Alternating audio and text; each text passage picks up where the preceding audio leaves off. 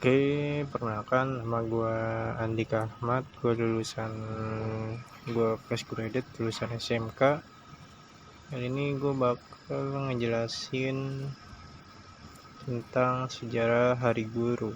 Hari Buruh 1 Mei sebagai simbol perjuangan kaum pekerja. Ini artikel dari CNN. Oke, kita kembali ke seri jelasin artikel. Setelah kemarin gue absen karena gue masuk kerja ya, kita baca di sini. Jadi Hari Buruh itu berawal dari Chicago atau dari Amerika Serikat, di mana Hari Buruh Internasional memiliki akar sejarah di Amerika Serikat pada 1 Mei 1886. Ribuan buruh di Chicago melakukan aksi mogok kerja besar-besaran menuntut penerapan 8 jam kerja per hari. Oke. Jadi di sini para buruh itu menuntut jam kerja yang sesuai ya. Di mana mereka menuntut 8 jam per hari, di mana pada masa itu pada tahun 1800-an buruh itu dibayar kerja 10 hingga 16 jam per hari, kondisi yang berat dan upah yang rendah. Oke. Sebenarnya zaman sekarang juga masih ada, tapi nggak terlalu kejam-kejam banget ya. Tapi kalau misalnya memang belum terbiasa, pasti ada aja rasa capek ya mungkin. Karena gue juga pernah ngalamin juga ya jadi buruh. Aksi tersebut berupa menjadi strategi saat kerusuhan meletus hingga memakan korban jiwa. Insiden ini dikenal sebagai Haymarket Affair. Tragedi itu menjadi titik balik pergerakan buruh global. Sebagai bentuk solidaritas, Kongres Sosialis Internasional di Paris pada tahun 1899 menetapkan 1 Mei sebagai Hari Buruh Internasional. Jadi Hari Buruh. Jadi sejarah May Day itu dimulai di Amerika. Pada saat itu protes besar-besaran dari pekerja Amerika, yang dimana dari runtutan aksi di Amerika menimbulkan antusias dunia.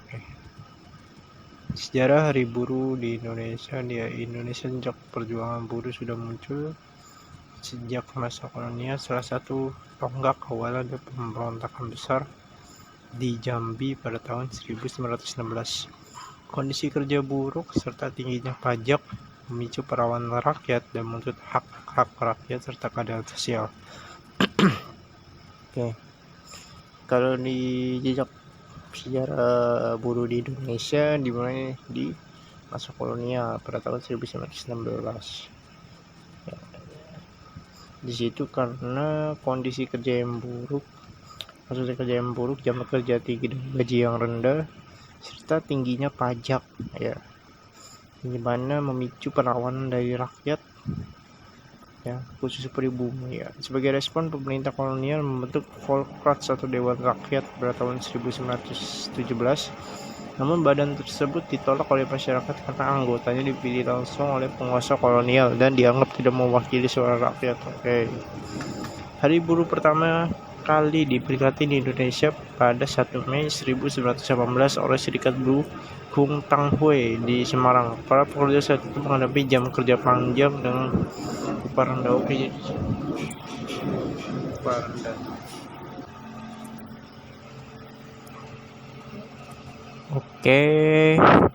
Kita lanjut lagi di sini. Sejumlah organisasi seperti Syarikat Islam, Budi Utomo hingga insulin itu buatan Bung Hatta, saya lupa, membentuk aliansi bernama Radikal Konsentrasi Radikal menggelar aksi mogok serentak pada hari itu. Namun peringatan Hari Buruh terhenti sejak 1927 karena tekanan pemerintah kolonial serta pendudukan Jepang yang melarang kegiatan politik dan menangkap aktivis buruh. Pasca kemerdekaan, Hari Buruh kembali diperjuangkan pada 1946 rakyat Indonesia kembali memperingati 1 Mei sebagai Hari Buruh. 2 tahun kemudian, Presiden Soekarno mentandatangani Undang-Undang Nomor 12 Tahun 1948 yang mengatur hak-hak dan jaminan setiap buruh. Pada era awal kemerdekaan, terutama hingga awal 1950-an, Hari Buruh dirayakan secara terbuka dan menjadi simbol kekuatan sosial dari gerakan pekerja Indonesia. Namun perubahan drastis terjadi pada masa Orde Baru. Mulai tahun 1967, perayaan Hari Buruh tidak lagi diperkenalkan secara terbuka. Pemerintahan Presiden kedua Soeharto menekankan gerakan buruh dengan membatasi ruang gerak serikat pekerja dan mengaburkan keberadaan UU Nomor 12 Tahun 1948. Jadi pada masa Presiden Soekarno itu Hari Buruh masih lenggang atau masih longgar, masih bisa dianggap aman. Nah, pada saat masuk zaman Orde Baru, zamannya Soeharto, mulai tahun 1967, jadi perayaan Hari Buruh tidak boleh diselenggarakan terbuka. Ya boleh, tapi tidak diselenggarakan terbuka seperti tahun-tahun sekarang. Ya, setelah jatuhnya Orde Baru, peringatan Hari Buruh kembali marak di berbagai daerah. Serikat-serikat buruh yang sempat dilarang mulai bermunculan kembali. Aksi massa pun rutin digelar setiap 1 Mei menandakan kembalinya ruang demokrasi bagi kaum pekerja. Ya. Puncaknya terjadi pada masa pemerintahan Presiden ke-6 Susilo Bambang Yudhoyono atau SBY. Pada 29 Juli 2013, Presiden SBY menetapkan 1 Mei sebagai Hari Libur Nasional. Melalui keputusan Presiden Nomor 24 Tahun 2013, kebijakan ini mulai berlaku pada tahun 2014 dan disambut antusias oleh kalangan buruh. Oke, kita lanjut lagi.